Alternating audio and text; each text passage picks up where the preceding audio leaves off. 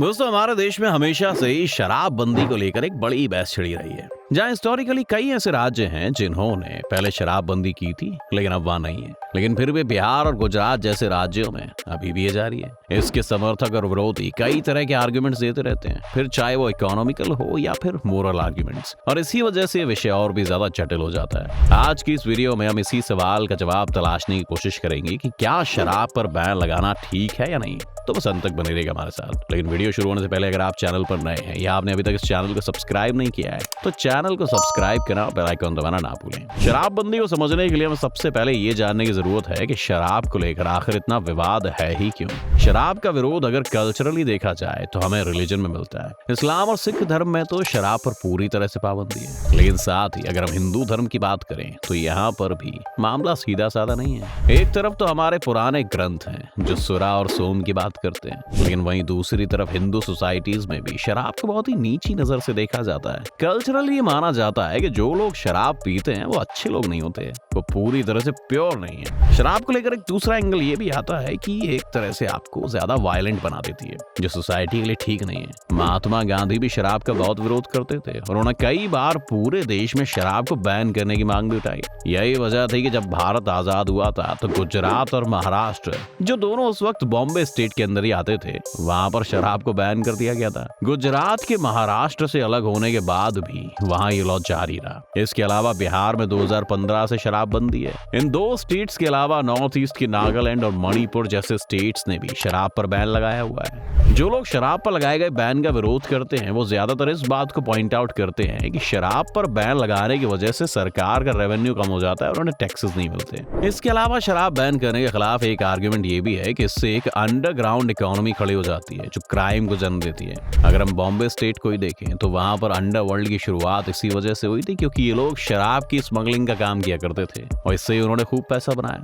और जब ये बैन फाइनली हट गया तब इन्होंने शराब के बिजनेस को भी पूरी तरह छोड़ दिया। शराब को लेकर एक आर्गुमेंट ये भी है कि इससे सेहत को नुकसान पहुंचता है, पर एक्सपर्ट्स ये मानते हैं कि ये वजह शराब को बैन करने के लिए काफी नहीं है, क्योंकि अगर शराब बैन हो जाएगी तो अनरेगुलेटेड शराब मार्केट में आ जाएगी और सरकार की गाइडलाइंस को फॉलो नहीं किया जाएगा। इससे जहरीली शराब बनने और बिकने के चांसेस काफी बढ़ जाते हैं। और हम 2022 में गुजरात और बिहार दोनों ही राज्यों में जहरीली शराब के कारण हुई मौत की खबरें सुन चुके हैं। तो ये तो वो बैकग्राउंड है जिसके इर्द गिर्द ही शराब की डिबेट चलती रहती है और शायद यही इस डिबेट की प्रॉब्लम है। ये बात तो साफ है कि शराब पर बैन नहीं लगना चाहिए, लेकिन इसके लिए जो आर्ग्यूमेंट्स दिए जाते हैं वो एक मेजर पॉइंट्स मिस कर देते हैं। शराब बैन के विरोधी हमेशा इसके इकोनॉमिक फायदे और क्राइम रेट में आने वाली कमी को गिनाते हैं, लेकिन यहाँ असली मुद्दा फ्रीडम और राइट्स का है। आप खुद ही सोचिए कि अगर स्काई डाइविंग करना जिसमें आपकी जान तक जा सकती है वो इलीगल नहीं है, तो फिर किसी भी सरकार को यह कैसे है कि वो हमें ये बताए कि हम क्या कंज्यूम कर सकते हैं और क्या नहीं।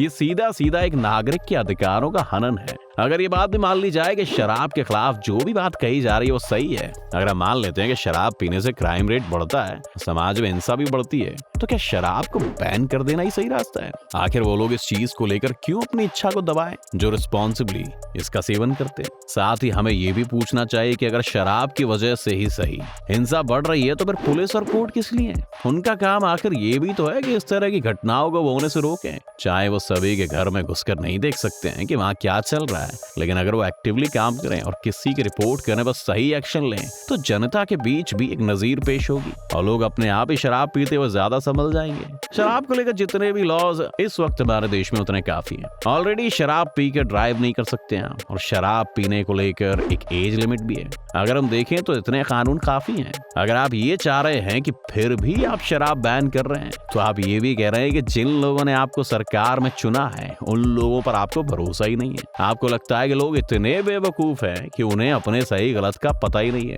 अगर एक नागरिक इतना स्मार्ट है कि वो 18 साल की उम्र के बाद वोट दे सकता है तो आखिर इतना बेवकूफ कैसे हुआ कि आप उसको 21 साल की उम्र के बाद भी शराब पीने से रोक रहे हैं? साथ ही आखिर सरकार के पास ये मोरल अथॉरिटी किसने दी जो ये कहती है कि जो लोग शराब पीने वाले लोग हैं वो समाज के लिए बुरे हैं? शराब पीने वालों से ज्यादातर तो बुरे लोग शायद वो हैं जो सड़क पर या पब्लिक प्लेसेस पर कचरा फैलाते हैं, लेकिन उनको लेकर कभी हम इस तरह की सख्त प्रतिक्रिया क्यों नहीं देते? क्यों हमने इसे इतना नॉर्मलाइज कर दिया है? लेकिन शराब को लेकर अभी भी इस देश में स्टिग्मा बना हुआ है। शराब बैन के विरोध में उसके इकोनॉमिक फायदों को गिनना इसलिए कमजोर आर्ग्यूमेंट है क्योंकि तब आप सरकार को मानने की कोशिश कर रहे हैं, उनके सामने गिड़गिड़ा रहे हैं कि देखिए इसके कुछ फायदे भी हैं, जबकि होना तो ये चाहिए था कि एक नागरिक की तरह आपको सरकार के सामने खड़े होकर बोलना चाहिए कि हम लोग खुद जिम्मेदार हैं, हमें आपकी गाइडेंस की जरूरत नहीं है।